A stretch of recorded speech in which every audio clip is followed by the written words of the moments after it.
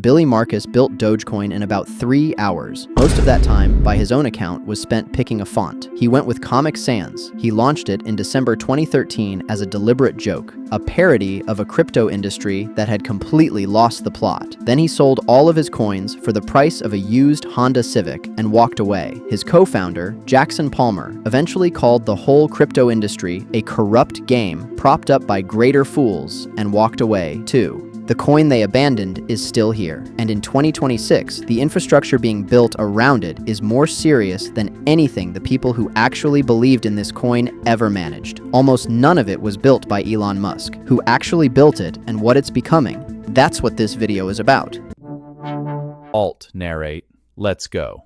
Dogecoin was never designed to be serious. Technically, it's a fork of Litecoin, which is itself a fork of Bitcoin. Transactions clear in about a minute instead of Bitcoin's 10. Fees are small enough to tip someone for a Reddit post and not feel it. For a payment coin, those specs work. But the more important design choice was something else. Dogecoin has no supply cap. Bitcoin stops at 21 million coins. Dogecoin adds 5.26 billion new coins to circulation every single year, forever. That wasn't an oversight, it was intentional. The people who built it wanted a coin people would spend, not hoard. Accessibility was the whole point. That decision, cheap, uncapped, deliberately low stakes, shaped what the Dogecoin community became next. Before any institutional money arrived, the community organized around something completely different from price. They tipped each other Doge on Reddit for good posts. In 2014, they raised about $30,000 to send the Jamaican bobsled team to the Winter Olympics when the team couldn't afford to go. They raised about $55,000, 67 million Doge, to put the Dogecoin logo on a NASCAR car for a full season. They funded clean water wells in Kenya through a campaign called Doge for Water. None of that required a white paper, no roadmap, no venture capital, just a community that found a reason to coordinate around something small and kept doing it for over a decade. Today, 25% of US crypto investors hold Dogecoin. That's a higher holder rate than most of the top 10 coins by market cap. In January 2026, 21 shares listed the first spot Dogecoin ETF on NASDAQ under the ticker TDOG. That doesn't happen without a durable holder base behind it, and it's that durability that gave a small group of volunteer developers enough reason to keep building. They built something most Dogecoin coverage has never bothered to trace. Ross Nicole, Michi Lumen, Jens Vickers. Those three names kept the Dogecoin blockchain running for years. No salary, no corporate structure, no formal organization behind them. Just volunteer developers maintaining the code because someone had to. In August 2021, they re-established the Dogecoin Foundation after it had been dormant for 6 years. Here's what the foundation is and what it isn't. It's a not-for-profit with no authority over the Dogecoin blockchain. Nobody there can force a protocol change. Miners, developers, and node operators adopt changes voluntarily, or they don't. The foundation coordinates development, funds engineering, and protects the trademark. That's the scope.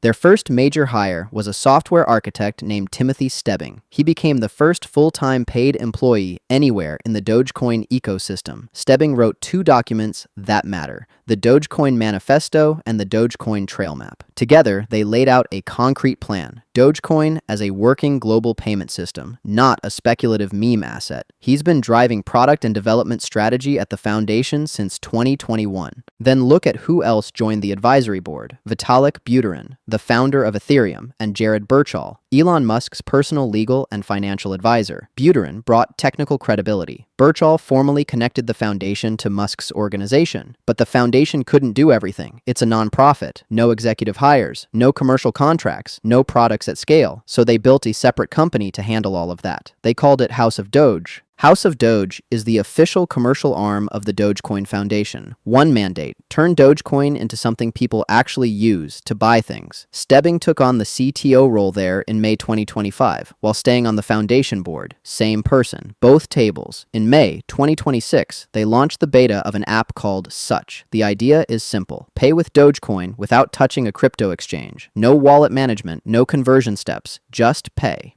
On June 9, 2026, House of Doge partnered with MoonPay to enable native Dogecoin payments across MoonPay's existing network of more than 6,000 merchants. Alongside that, they introduced Doge Pay, first checkout product for House of Doge's own merchant pipeline, with rollout planned through the second half of 2026. The mechanic is the same as any modern payment processor. Buyer pays in Doge, MoonPay converts on the back end. Merchant never touches crypto. On July 15, 2026, House of Doge merged with Braghouse Holdings and listed on NASDAQ under the ticker $HODO.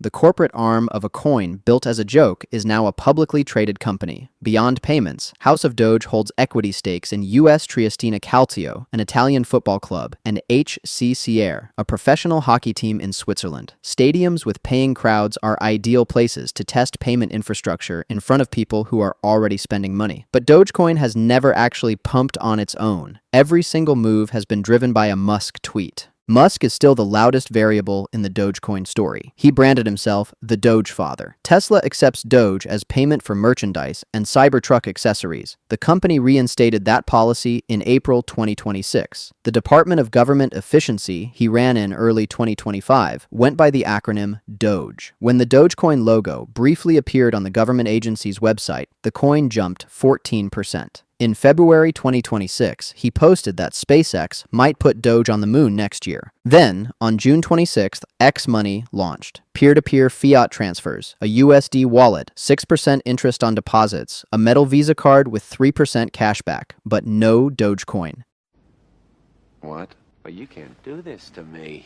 You know how much I sacrificed?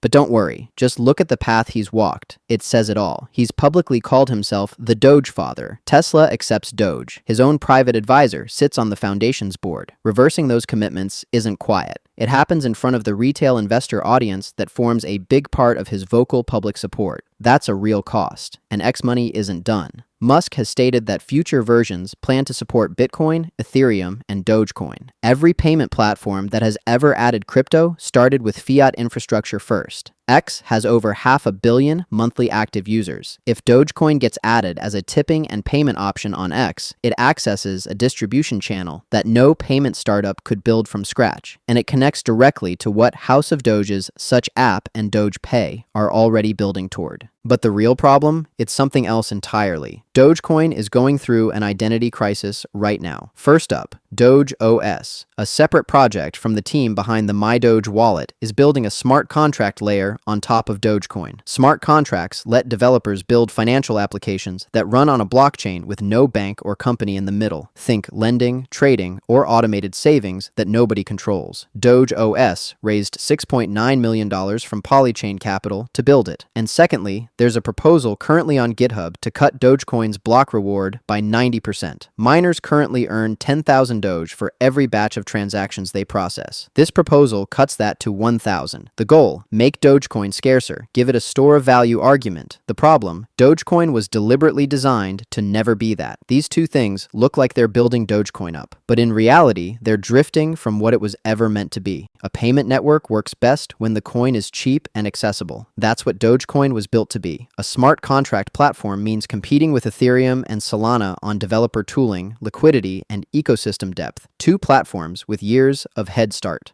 A scarce asset means competing with Bitcoin on institutional trust, a decade of credibility that Dogecoin doesn't have. The answer isn't obvious yet, but House of Doge is betting on payments. The foundation's trail map says payments. The MoonPay deal executes on payments. Whether the rest of the ecosystem converges or keeps fragmenting is what the next 2 years will show. If you're holding Dogecoin, there are 3 things worth tracking. First, whether Doge Pay and such produce actual transaction volume. Merchant count is not the number that matters. Monthly active users paying with Dogecoin 6 months after full public launch. That's the number. 6,000 merchants accepting Doge changes nothing if nobody's spending. Actual payment frequency is the first proof that the foundation's thesis is changing behavior, not just building infrastructure. Second, whether Doge OS attracts independent developers after launch. Doge OS is the first attempt to develop Dogecoin into a DeFi platform. If third-party teams with no connection to the founders choose to build on Doge OS, that's an ecosystem forming. Third, X Money integrates Dogecoin in a later version. If crypto comes to X and Doge is in it, House of Doge's payment infrastructure suddenly connects to a platform with over 500 million active users. The scale of the story changes entirely. If X Money adds Bitcoin or Ethereum first and skips Doge, the Musk integration thesis gets pushed back significantly. Watch for specific product announcements from X, not statements. Investing is the lens to see the future. This was Alt Narrator. Catch you next time.